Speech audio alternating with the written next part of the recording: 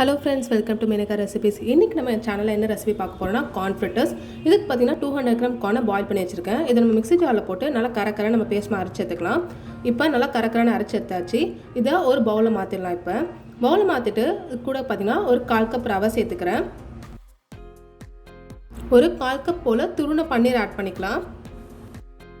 2 teaspoon அரிசி மாவு add பண்ணியிருக்கேன். இதுக்குள்ள நீங்கள் கார்ன் மாவு சேர்த்துக்கலாம். அதே மாதிரி 3 டீஸ்பூன் போல் கடலை மாவு ஆட் பண்ணிக்கிறேன். தேவையான உப்பு சேர்த்துக்கலாம். 1 டீஸ்பூன் மிளகுத்தூள், கொஞ்சமாக சில்லி ஃப்ளேக்ஸ் ஆட் பண்ணிக்கிறேன். அது கூட 1 டீஸ்பூன் போல் பேசல் லீவ்ஸ், 1 டீஸ்பூன் போல் இட்டாலியன் சீசனிங் ஆட் பண்ணுறேன். இப்போ நம்ம எல்லாத்தையும் நல்லா மிக்ஸ் பண்ணி எடுத்துக்கலாம். உங்களுக்கு வேணும்னா 1 டீஸ்பூன் மைதா கூட சேர்த்து நல்லா பைண்ட் பண்ணிக்கோங்க. இப்போ என்னோடய மிக்சர் நல்லா ரெடி ஆயிடுச்சு. இப்போ இந்த மிக்சருக்கான கோட்டிங் ரெடி பண்ணிடலாம். இதுக்கு பார்த்தீங்கன்னா ஒரு கப்பில் 2 டீஸ்பூன் கார்ன் மாவு எடுத்துருக்கேன். உங்களுக்கு வேணால் 1 டீஸ்பூன் கார்ன் மாவும் 1 டீஸ்பூன் மைதா மாவும் சேர்த்துக்கிங்க. இதுக்கு தேவையான தண்ணி ஆட் பண்ணி நல்லா பேஸ்ட் மாதிரி மிக்ஸ் பண்ணி வச்சுக்கலாம். இப்போ நம்ம ரெடி பண்ண மாவை கையில் லைட்டாக எண்ணெய் தடவிட்டு உங்களுக்கு என்ன மாதிரி விருப்பமான ஷேப்போ நீங்கள் அது மாதிரி ரெடி பண்ணிக்கலாம். ஒரு கட்லெட் ஷேப் வேணால் கட்லெட் ஷேப் பண்ணிக்கலாம். நான் பார்த்தீங்கன்னா இப்போ சிலிண்டர் ஷேப் தான் ரெடி பண்ணுறேன். நம்மளோட மிக்சர் நல்லா ரெடி ஆயிடுச்சு. இதை நம்ம ரெடி பண்ண கார்ன் மாவு பேஸ்ட்டில் நல்லா முக்கியத்துக்குங்க.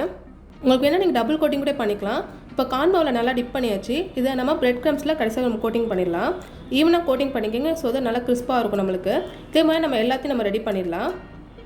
உங்களுக்கு வேணும்னா கார்ன் மாவுக்கு பதிலாக எக் ஒயிட்டில் கூட நீங்கள் டிப் பண்ணிக்கலாம். இப்போ இது எல்லாத்தையுமே ஒரு 15 நிமிஷம் நல்லா ஃப்ரீஸ் பண்ணிடலாம். ஸோ அதோட உங்களுக்கு கோட்டிங் நல்லா பைண்டாக இருக்கும். இப்போ எண்ணெய் நல்லா சூடாயிடுச்சு. நம்ம ரெடி பண்ண கார்ன் ஃப்ரைட்டர்ஸை கொஞ்சம் கொஞ்சமாக பொரிச்சு எடுத்துலாம். சிம் ஹீட்டில் வைங்க. வெளியில் நல்லா சீக்கிரம் ப்ரௌன் ஆகிடும், பட் உள்ளே வெந்திருக்கா. இப்போ நல்லா கிறிஸ்பான கார்ன் ஃப்ரைட்டர்ஸ் ரெடி ஆகிட்டே இருக்குது.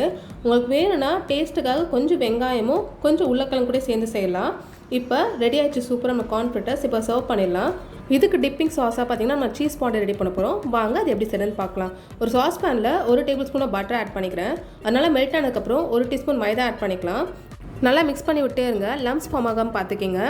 இப்போ மைதா மாவு பேஸ்ட் நல்லா ரெடி ஆயிடுச்சு. இது கூட 1/2 கப்லேருந்து 3/4 கப் நீங்கள் பால் ஆட் பண்ணிக்கலாம். கொஞ்சம் கொஞ்சமாக ஆட் பண்ணுங்கள். ஸோ தட் உங்களுக்கு அந்த சாஸ் மாதிரி கன்சிஸ்டன்சி வர வரைக்கும் ஆட் பண்ணிட்டேங்க.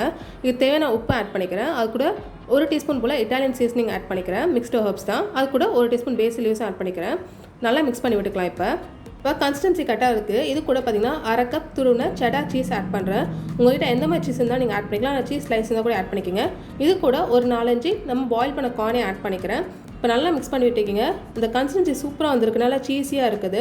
நம்மளோட சீஸ் பாண்டே ரெடி ஆயிடுச்சு. வாங்க இப்போ சர்வ் பண்ணிடலாம். கார்ன் ஃப்ரைட்டர்ஸ் சீஸ் பாண்டே ஒரு சூப்பரான காம்போ ரெசிபி. கண்டிப்பாக நீங்களும் ட்ரை பண்ணி பார்த்து எப்படி இருக்குன்னு கமெண்ட் பண்ணுங்கள்.